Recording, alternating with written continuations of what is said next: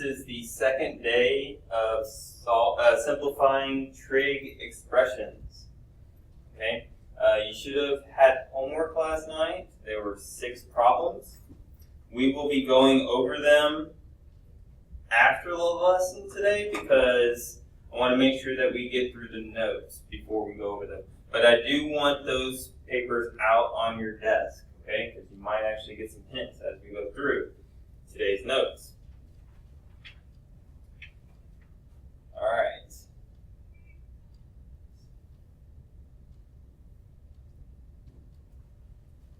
Here's our first problem today. So no warm up, we're jumping straight into this. Get your stuff out, get ready, let's go.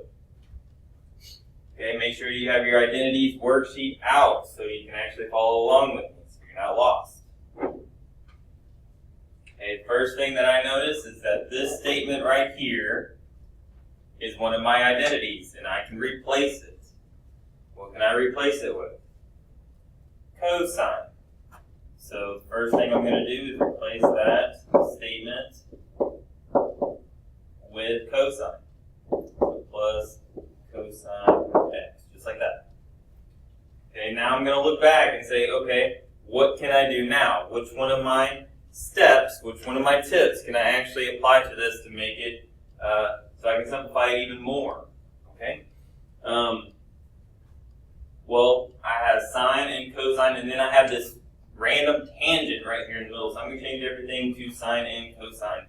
So it's going to be sine x times sine x over cosine x plus cosine x.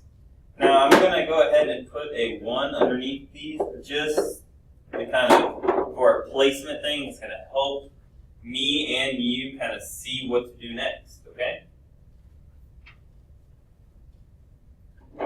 Well, this right here, sine times sine, is sine squared x all over cosine x plus cosine x over 1. Well, to put 2 fractions together, I need common denominators, so you end up with sine squared x plus cosine squared x all over cosine x, because this one needed a cosine, right? Well, if you look at the top, the numerator, this right here is one of your identities. What does that actually equal? It's the same thing as 1 cosine x. Okay, what does that actually turn into? What's the flip of cosine? Secant x. And there's your answer. Okay, so I just kind of wanted to show you guys what to do if you were given something like that, okay? The rest of it was pretty basic, pretty much what we went through yesterday. All right. Here's number 2. Okay, just looking at it. There's a couple things, a couple options that we could do. We could change everything to sine and cosine right now, okay? But that would give me 2 fractions on the right side, correct? And yeah, I don't really want to do that right now because, you know, this is a FOIL problem. And I don't want to sit there and have to multiply it with a whole bunch of fractions. So what if I just FOILed it now? What would that be? Okay, 1 times cosecant is cosecant x. 1 times cotangent, okay, is cotangent x, right? Negative cosine times cosecant is negative cosine x cosecant, okay, and then negative cosine cotangent. Just like that.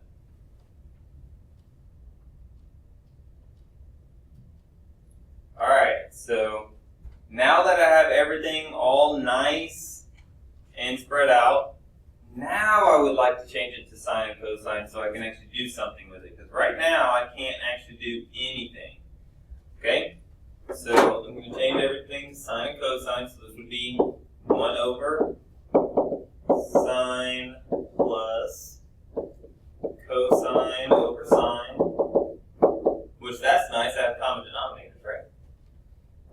minus cosine x times 1 over sine x minus cosine x times cosine x over sine x. Ooh, so I have all signs in the denominator. That's really nice. So I don't have to actually find common denominators when I'm putting this stuff together. So let's rewrite these two statements a little bit better. Let's go ahead and do the multiplication. So this would be 1 over sine x plus cosine x over sine x minus, okay, so cosine times 1 is just cosine x over sine x minus cosine squared x over sine x. Now, I do understand that that statement right there is cotangent, but I don't want to switch it right now because I need common denominators to be able to put all these things together. Okay? Not to mention, I have a positive cosine x over sine x and a negative cosine x over sine x. So these actually are going to cancel anyways. Okay? So what does that actually leave me with? 1 minus cosine squared x, and keep the common denominator, right? So over sine x. Well, that numerator is actually an identity. What is it? That right there is sine squared x. Okay, once I have that, one of these signs can actually cancel, right? What am I left with? Sine x. There's your answer. Okay? This is all about knowing your identities. If you don't know them, you're not going to be able to recognize them. You're not going to be able to do this very fast. Okay? Until you actually get that identity sheet memorized, this is going to be kind of hard for you. You have to be able to recognize these statements, and you have to be able to recognize which ones to substitute, which ones to do. Okay? It's all about practice. You're going to have to practice these. If you're not going home and practicing these, you're going to struggle quite a bit.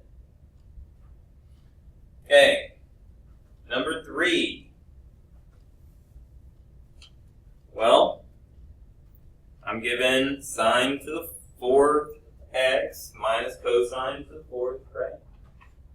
Over sine squared x minus cosine squared x. Let's see. Well, they're all in sine and cosine already, so I don't have to do that one. But this statement and this statement are perfect squares, and I have a minus sign in them, between them, so I could actually factor that if I wanted to. What would that give me? That would give me sine squared x plus cosine squared x times sine squared x minus cosine squared x. If I factored it, right? And let's see, what was on top? Sine squared x minus cosine squared x. Well, hey, look at that. Something can cancel right now. Right there. Those are going to go away. And oh, look at this. That's an identity, right? What is that? Sine squared x plus cosine squared x? Well, that's just 1. And hey, I'm done. It's simplified. That one was easy. It looked kind of tough, but it was pretty easy. Again, just being able to see your identities is going to make this a lot easier. Okay, number 4.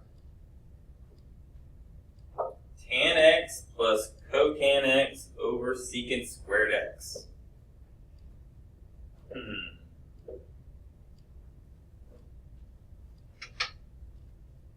Well, if you remember, there's a long way to do this problem, and there's a easier way, the shorter way. Okay? Probably the easiest way that I can think of is to actually take my fraction and separate it into its two individual fractions. In other words, this right here is the same thing as saying tan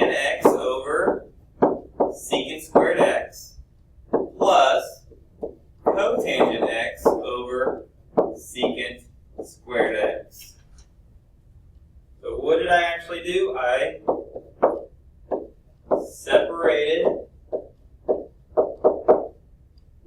my fraction, okay, into its individual parts. Just kind of a hint, you can only do this if you have one thing in the denominator and multiple things in the numerator. Okay, you can't do it the other way around. Alright, from here, I think, let's see. Yeah, I kind of want to change this all to sine and cosine. So this would be sine x over cosine x divided by 1 over cosine squared x. Just like that.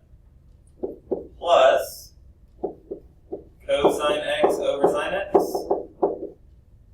divided by 1 over cosine squared x. Okay? Flip your fraction and multiply. Whenever you flip this one right here, one of the cosines are going to cancel, and you're left with sine x cosine x, okay, plus, okay, whenever you flip this one and multiply, nothing actually cancels, right? So you actually have cosine 3x, just like that, third power, and over sine x.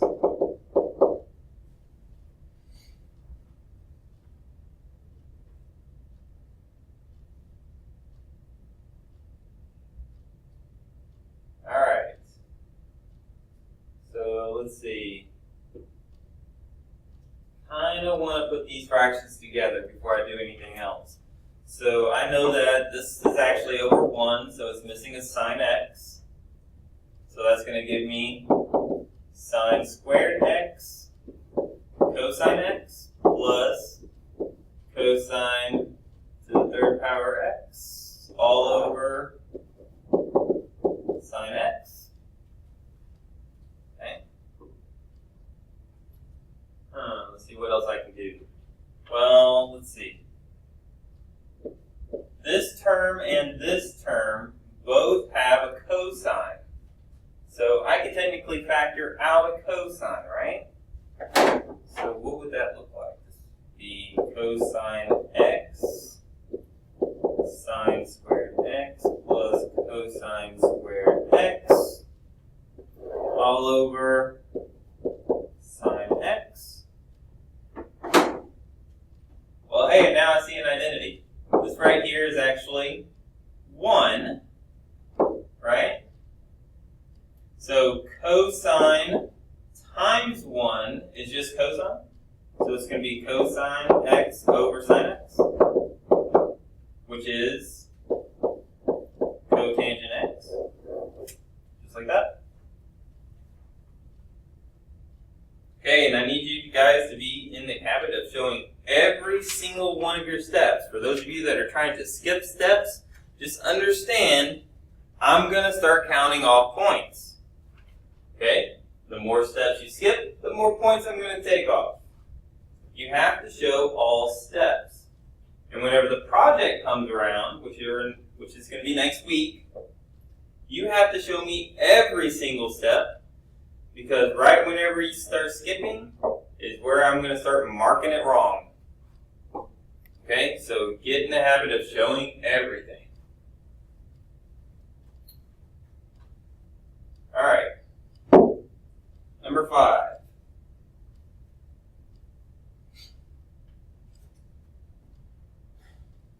Well, let's see. We have 2 squares, right? Okay. Now remember, these you can't just distribute in the square. You have to actually FOIL this thing out. Those are 2 FOIL problems. So I'm going to have to actually FOIL these. Okay? So let's see what we get. If I FOIL this first one, that would give me sine squared x plus sine x cosine x plus cosine squared x. Okay? Plus this one, that would give me, let's see, sine squared x minus sine x cosine x. Oh, running out of space here.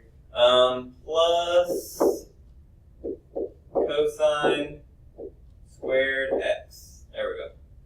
Sorry about that. Okay, so let's take a look at this.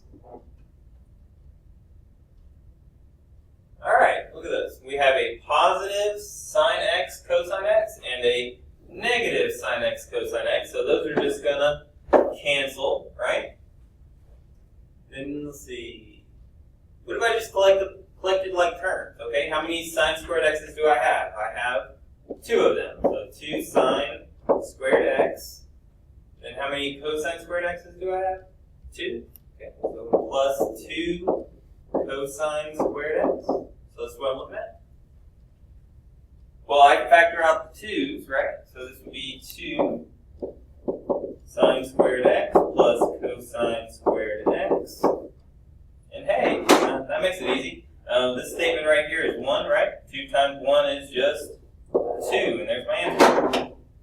So not so bad. Kind of look mean. Alright. Last one of the notes today, and hopefully you guys kind of notice what this is. Okay. This is actually number 6, I think it was, on your homework last night. So if you kind of look over at your homework, you can kind of follow along. If you didn't have any idea how to actually work this problem, just make sure you're writing it down now. Okay. Let's kind of take a look and see the best option to go about this. Alright, well I know that these 2 right here are reciprocals of one another. And if I multiply them together, what is that going to give me? It's going to give me a 1. So I'm going to go ahead and just change that to 1 and see where that takes me.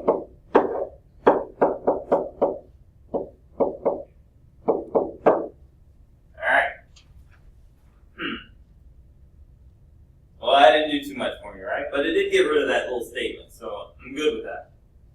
Let's see. Cotangent squared x, and then I have a 1 plus cosecant squared x. Well, those 2 look very familiar. That kind of looks like the Pythagorean identity, right? Because those 2 are actually together. Yeah, so let's change this right here. So we're going to substitute in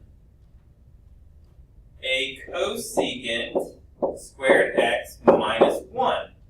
Okay, because that's the exact same thing as cotangent squared x. Divided by 1 plus cosecant x plus 1. So now they kind of look like each other, right?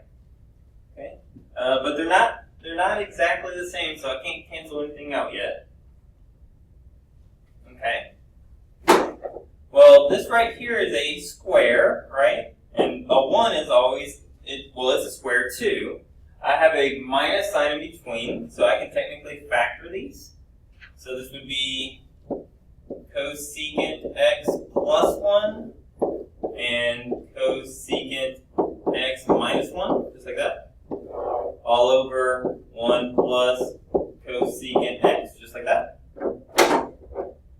And hey, well, this and this are actually the same thing. They're just in opposite orders. And well, that doesn't matter for addition, right? So that's going to go away. Okay? So, forgot to bring down my 1, right? So plus 1 over here. So, let's see. Cosecant x minus 1 plus 1. Well, I think you kind of get the picture. That's going to cancel. What are we left with? Cosecant x. And we're done. And that was number 6 on the homework. Okay? For the remainder of the class, we're actually going to be going through the homework, okay? If you guys don't need me to actually work one of these, just kind of fast forward. Or if you need me to go over it again, remember this is a video, So you can replay these at home if you need to. Alright. Numbers 1 and 2 on the homework look like this, right?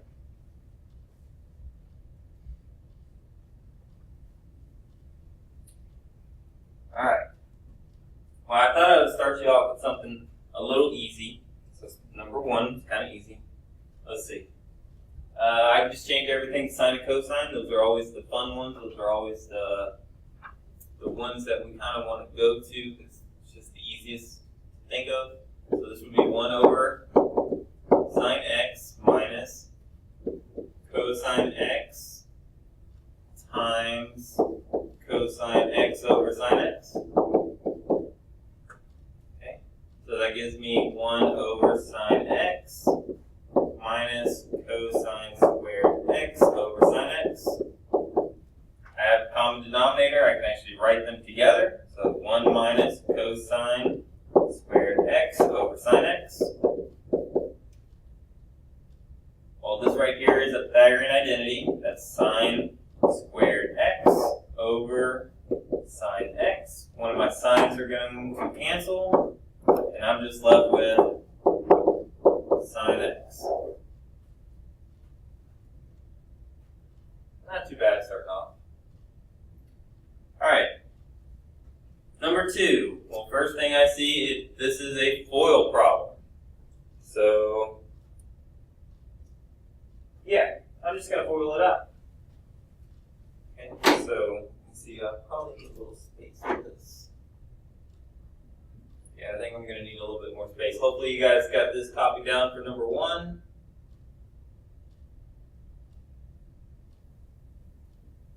Okay, there it goes. Alright, secant x times secant x is, let's see, if I start way over here, should I run right? Secant squared x is secant x times tangent would be secant x times tangent, just like this. Right here would be negative secant x tangent x. And this right here would be negative tan squared x, just like that. Okay? I always look for things to cancel whenever I start FOILing out problems. So you kind of look at it, this is a positive, this is a negative. I mean, it doesn't always happen this way, but when it does, it's like, yes, golden. Already getting rid of stuff. That's what I'm looking for. Okay? So secant squared x minus tangent squared x is what I'm left with. Okay.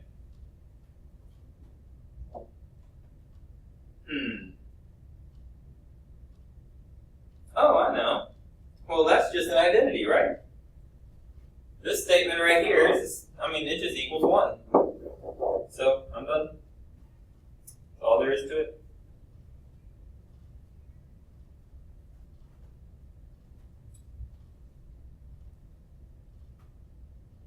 Alright. Number 3.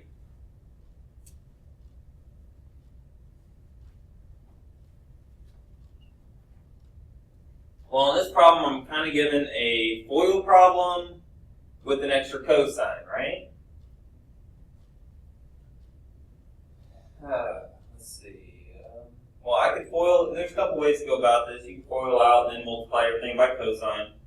Or you can distribute your cosine into just one of these, just like that. And rework it this way. So this would be 1 minus cosine x times cosine x plus cosine x secant x.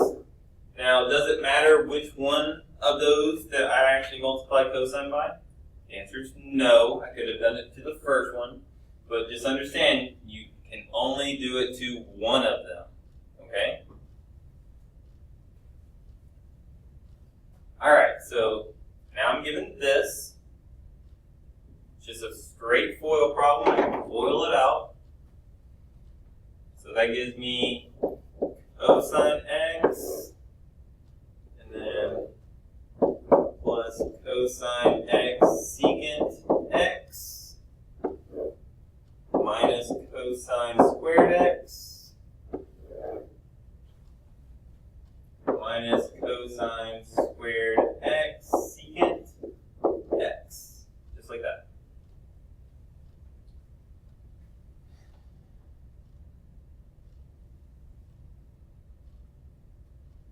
Okay. Let's kind of see what these cosine and secants do for me, because I know that these are reciprocals. So let's go ahead and take care of this. This right here equals 1, right? I also know that this statement right here is actually saying cosine x times cosine x times secant x, if I actually wrote it out. Okay? And this statement right here is 1, so cosine times 1 is just cosine, right? So let's rewrite that. So cosine x plus 1 minus cosine squared x minus cosine. Just like that. And then I see I have a positive cosine x and a negative cosine x, so those are just going to kind of go away. I'm left with 1 minus cosine squared x. Well, hey, that's an identity, right? So that's going to give me sine squared x. And that's one term, so I'm done. Okay. That's my answer.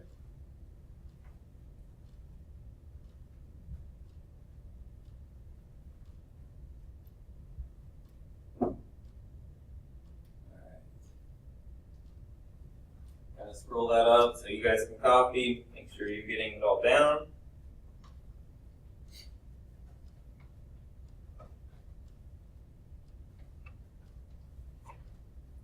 Okay, number 4. If you look over at number 4, let's see. First thing that I notice is that the denominator is 1 minus cosine squared x. Well, we just kind of went over that one. What is that? That's sine squared x. Hopefully you guys copied that down already, because that's gone. Alright, so sine x cosine x all over sine squared x. Well, one of these signs are going to go away, right? So I'm left with cosine x over sine x. And that's the same thing as cotangent x. So there we go. That one wasn't so bad. Okay, that one's pretty short and sweet, right?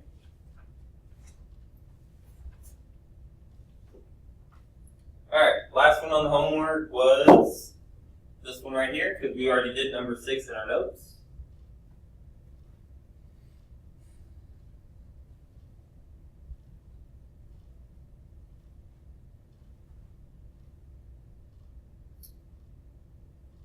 Alright.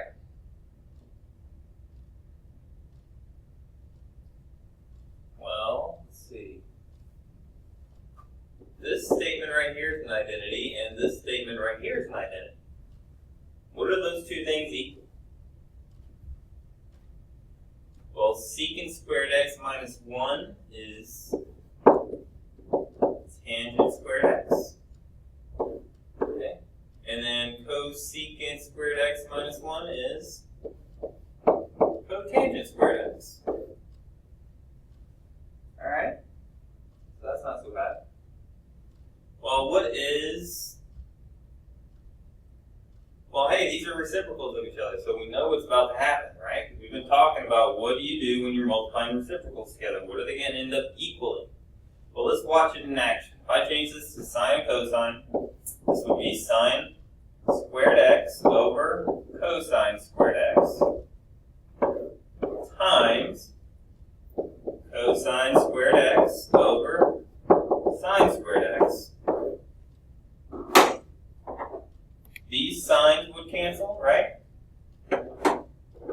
And then these cosines would cancel. Okay, Okay, now remember, when everything cancels, you're technically left with a 1. Okay, so this is like saying 1 times 1. So your answer is just 1. Okay? Alright, so that was the notes for today, and I went over the homework. Now remember, if I went too fast for you, you can rewatch this video. Okay? It's on YouTube. You were supposed to actually find my channel and know where it is. Alright? And I hope to see you guys tomorrow.